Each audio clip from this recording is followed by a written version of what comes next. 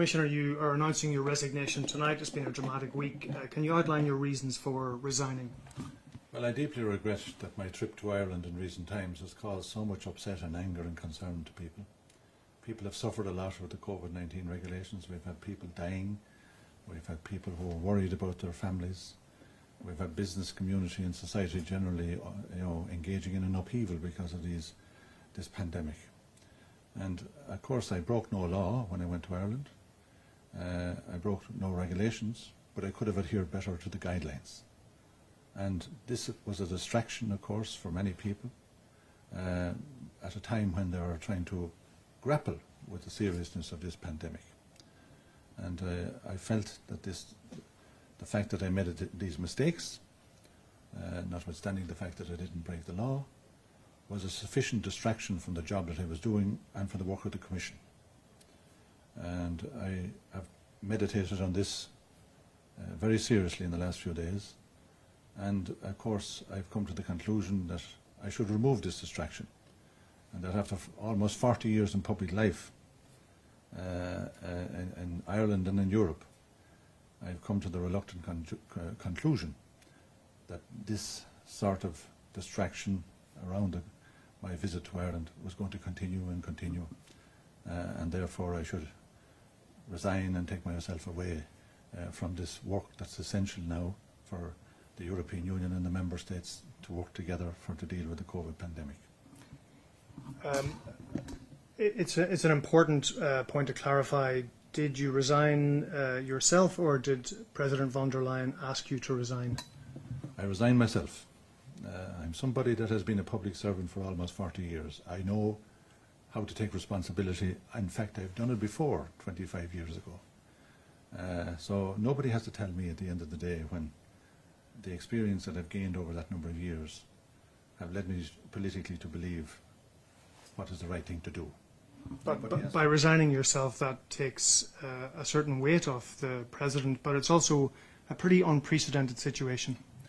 Well, look, I'm here to talk about what I did. It'll be another day for people to establish, the criteria for all of these issues and for who said what and who did what. But all I can say is that the distraction that this was bringing to the work of the European Union and my work as a Trade Commissioner was certainly not acceptable. And I wanted to ensure that President von der Leyen, whom I greatly admire and who is doing a good job in difficult circumstances with her colleagues, was able to continue this work without these distractions. And after my 2 terms as a Commissioner, member of a local authority in the Oireachtas, certainly, this could be the end of my political chapter.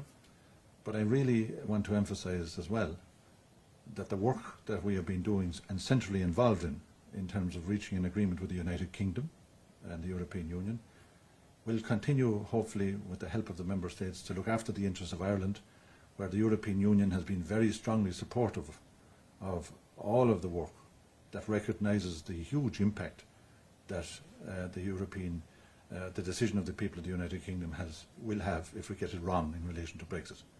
So I will continue to work constructively with people in relation to ensuring that the United Kingdom and the European Union get this right.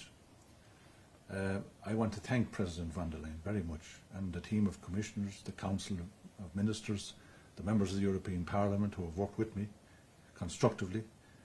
I think we were getting on in a very good way to trying refreshing the relationship with the United States, dealing effectively with Brexit and opening new opportunities for trade.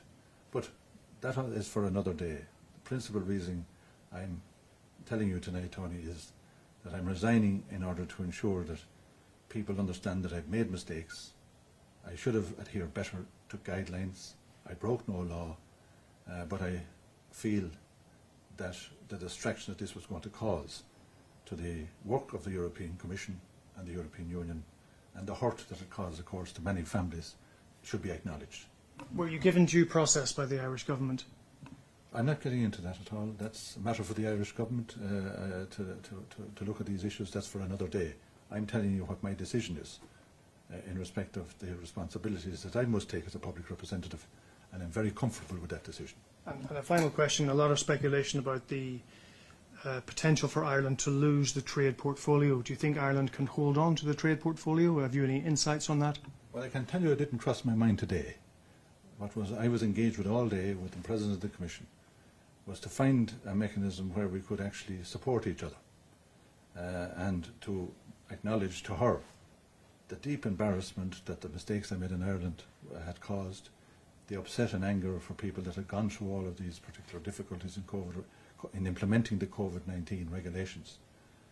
I certainly came to the conclusion quite early today that this is the right decision that I should make, and I'm happy with that decision, and I want to thank the Irish people, all the people of the European Union that were very constructively supporting me over the last few days and over the last few years, and I wish my successor well. Commissioner Hogan, thank you very much. You're welcome.